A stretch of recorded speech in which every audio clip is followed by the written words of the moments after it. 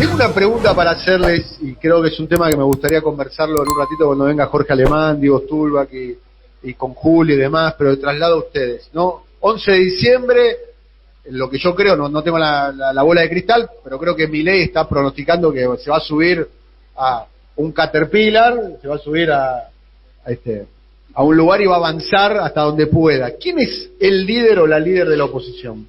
¿Quién debería ser? Por lo pronto, Massa está en silencio y acaba de decir públicamente, no lo digo yo, lo dijo Massa, tengo 3 ofertas del sector privado afuera. Dice que se va a ir a vivir afuera. O sea, se va a dedicar a hacer lobby para empresas extranjeras. A la resistencia no va a pasar. Claramente, o sea, con Massa no contemos. Si alguno pensaba contar con Massa, pareciera ser que Massa está diciendo, no cuente conmigo, yo me voy a hacer lobby para empresas extranjeras. Eso por lo general es plata. Claramente, se va a dedicar a la actividad privada. Además lo dice como una especie de mérito, ¿no? Sí. Claramente. Tengo 3 ofertas. Muy bien. Alberto Fernández creo que tampoco está en condiciones de hacerlo. No tiene ofertas, pero se va. Se va a España a dar clases. Lo dijo él, ¿no? Sí. Y Cristina se va a quedar acá en Argentina.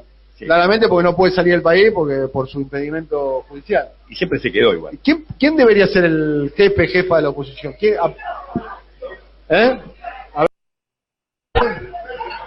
Vamos cercano. A ver, doctora Mengolini, ¿tiene alguna idea usted? El otro día, hablando de esto mismo con Iván Jagroski, me dijo algo que me parecía interesante y era que, por lo general, es la gente la que elige al jefe de la oposición. Siempre hay algún intento, incluso sobre todo de los oficialismos, de elegir a su propia oposición, o de que alguien se quiera proponer como el jefe de la oposición, y termina siendo un mandato popular también, el de ser jefe de la oposición. Entonces, bueno, está bien que le haga la pregunta a la gente. A mí me parece que Axel tiene condiciones, pero al mismo tiempo tiene que gobernar la provincia de Buenos Aires. Entonces, sí, es un poco un lío, ¿no? Porque tenés que tener un poco de tiempo y otra cintura y no tener que estar cuidando las cuentas de una provincia que va a estar complicada porque es complicada por sí, y ni te digo si estás con un signo político contrario en el gobierno nacional. A mí me dicen que en el axelismo, Augusto Costa, Carlos Bianco y demás, el discurso que están bajando es que nos vamos a ocupar de la gestión, la gente nos eligió para gestionar, de alguna manera, ¿no? Pagar sueldos, que va a tener muchas dificultades, sí, de carácter financiero, pero es la mejor forma, que viene. Es la mejor forma de ser oposición cuando gestionás distinto, demostrar que se puede gestionar distinto. Pero para ser jefe de oposición, además, tenés que tener condición de liderazgo, que yo no sé si la tiene Axel Kicillof. Una cosa es gestor, una cosa es acumular votos, y otra cosa ocupar una cosa, yo no sé, lo pregunto, tengo la duda, no sé si tiene condición de liderazgo político como para ser jefe de la oposición. En el 2015 era muy claro, porque Cristina se fue con 500.000 personas en la calle, bajo una multitud que decía, vamos a volver. Bueno, era muy claro. Ahora no queda del todo claro. ¿No? La verdad que no. ¿Quién es el jefe de Hay que construirla. No, pero entonces yo lo planteo porque a partir del 11, o sea, los sectores que están en contra de Milei, que están huérfanos. Sí. ¿Hay orfandad? ¿Hay orfandad? Bueno. Hay orfandad. Bueno, pero eso me parece que puede ir surgiendo a partir de la propia dinámica. De verdad las cosas son tan difíciles, es casi una boludez lo que estoy diciendo, pero es tan difícil mirar para adelante, porque todo viene tan sorprendente que... Pero yo diría que no nos sintamos huérfanos porque hubo una campaña que fue súper interesante, ¿no? Lo que pasó. Y yo creo que no habría que perder ese espíritu. Habría que avisar a Massa, ¿no? Que estuvo escondido Massa después de haber generado toda una mística alrededor de él. No quiero ser la gran defensora de Massa. Ayer hubo una señal que a mí me pareció que estuvo muy bien, la de voy a pagar el aguinaldo.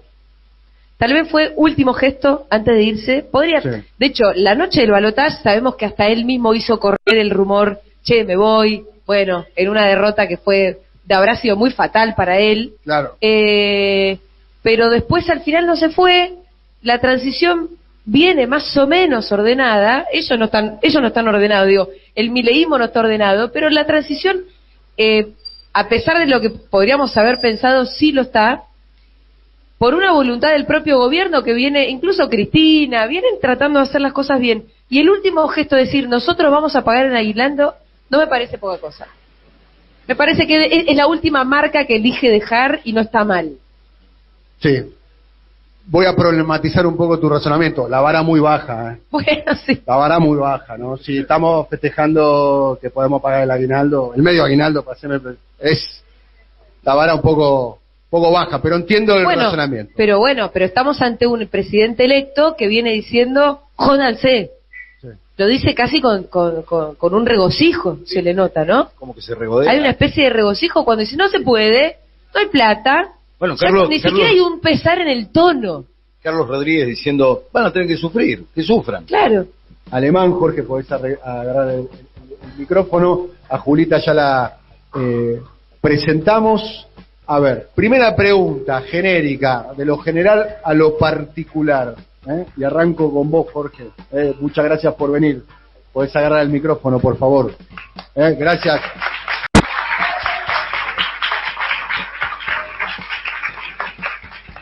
¿Cómo llegamos hasta acá frente a la que es definitivamente una novedad política de primera magnitud de la ultraderecha accediendo al poder con un mensaje absolutamente explícito, con un candidato haciendo campaña con una motosierra, logrando casi 14 millones de voluntades, ganando y teniendo un apoyo muy importante en los barrios populares? ¿Cómo se llega a una situación de estas características? Pregunta para los tres.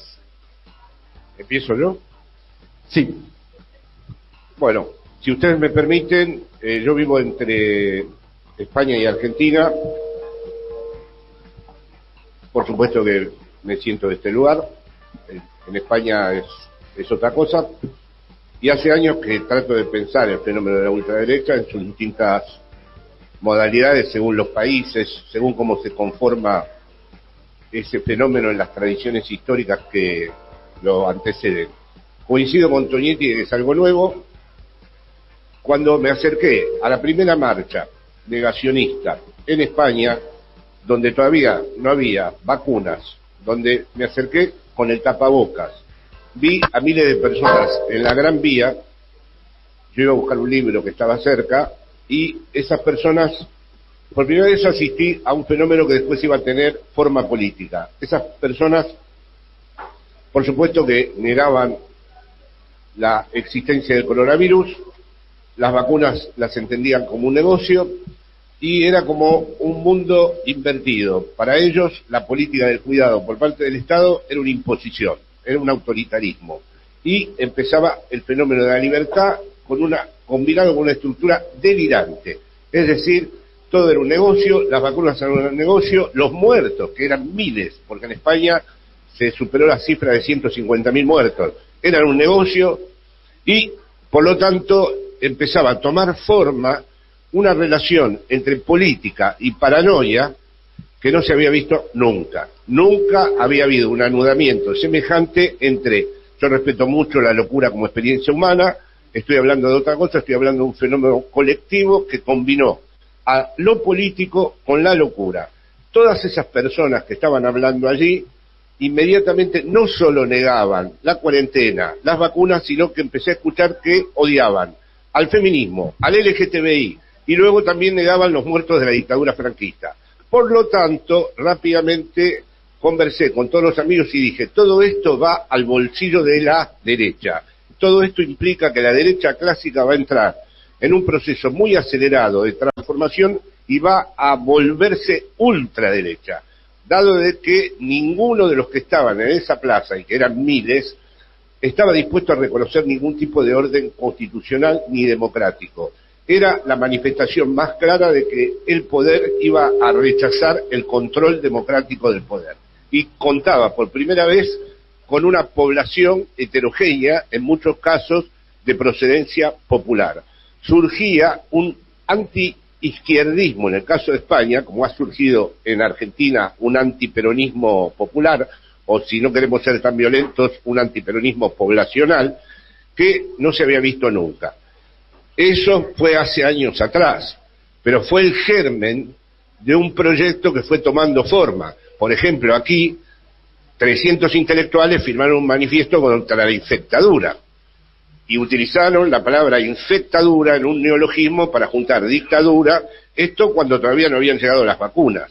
Quiero decir que si uno no toma la pandemia como un cruce del umbral muy importante que se dio a escala mundial, no entiende el fenómeno de emergencia de las ultraderechas, porque ninguna fuerza, ni progresista en Europa, ni nacional y popular acá, supo cómo incorporar ese fenómeno de disidencia nuevo, radical además, que se podría comparar, y ahora ya les dejo el micrófono, a lo que Gramsci en los cuadernos de la cárcel llamó una revolución pasiva.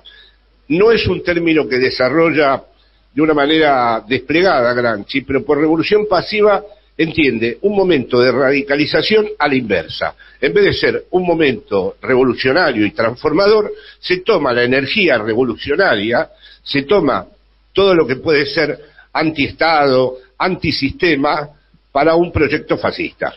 El concepto de revolución pasiva me parece muy importante para averiguar además cuáles fueron las triunfantes. Según mi amigo español José Luis Villacaña, el franquismo fue una revolución pasiva triunfante.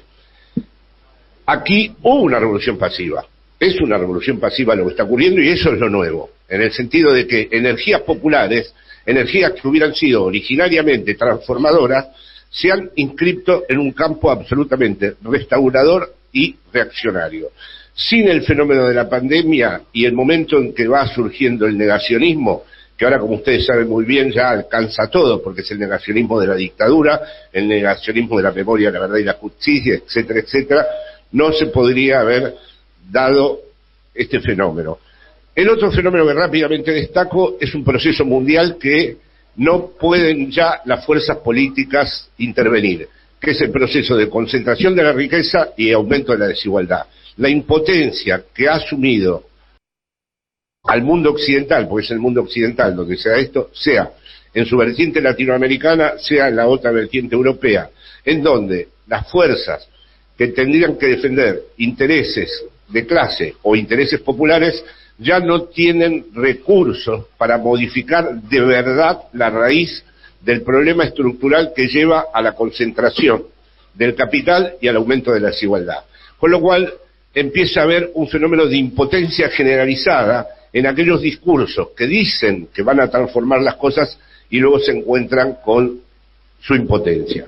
Entonces me parece que estos dos fenómenos, habría muchos más, porque yo no creo que la ultraderecha emergente tenga una sola causa. No creo, por ejemplo, que tenga exclusivamente una causa política, no creo que tenga solo una causa económica. Creo que hay un abanico que hay que saber articular con mucho cuidado. De ese abanico yo solamente he citado dos rasgos. Podría, si a ustedes les interesa, después hablar de otros. Gracias. Gracias, Jorge. Doctora Mengolini.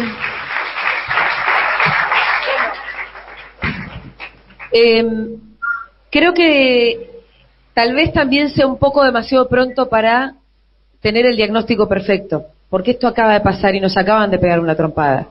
Recién hablaba con una señora que me decía: Julia, me siento en el cuento de la criada, y yo comparto esa sensación, pero creo que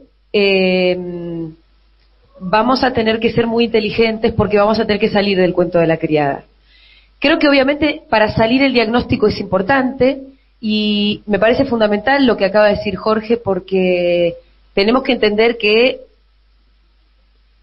el triunfo de Milei no lo explica el 140% de inflación solamente. Hay que entender que esto forma parte de un contexto global de un ascenso de unas nuevas derechas que tienen características comunes bien sorprendentes. Digo, inclusive las pelucas de estos personajes nuevos, ¿no? Como uno dice, ¿por qué tienen muchas cosas en común en contextos tan distintos? Bueno, ahí creo que entender que la pandemia hizo algo es la primera cosa, y le prestamos poca atención, ¿no?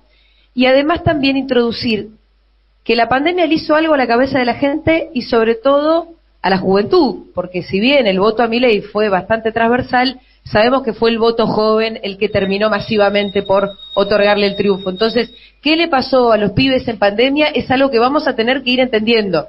Y me parece que es del orden de lo psicológico. Y claro, en el viste que nosotros nos reímos un poco, le decimos: uy, ustedes son todos virgos. Claro, literalmente. Son pibes que en una edad en la que tenían que salir a conocer chicas y chicos y empezaron a tener sus primeras relaciones sociales e incluso primeras relaciones sexuales, no las tuvieron en el momento en el que les tocó. Algo pasó. Entonces, algo pasó que permitió esta especie de terraplanismo de repente, ¿no? Que tomó tanto las conciencias. Entonces, a la cuestión de la pandemia le agrego la juventud en pandemia, y yo también creo que, lo decía hace un ratito, lo repito, las redes sociales, andás a ver también qué nos están haciendo, ¿no?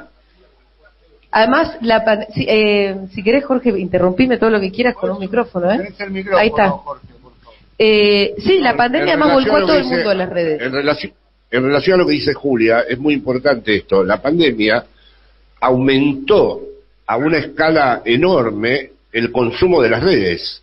Mucha gente empezó a vivir en las redes a partir de la pandemia. No solo los jóvenes, fue un fenómeno transversal. Yo empecé a reconocer cambios antropológicos en la población después de la pandemia, de tantos vídeos y de tantas cosas que habían escuchado. Me empecé a encontrar con personas, con vecinos que conocía de toda la vida, que ya decían algo totalmente distinto.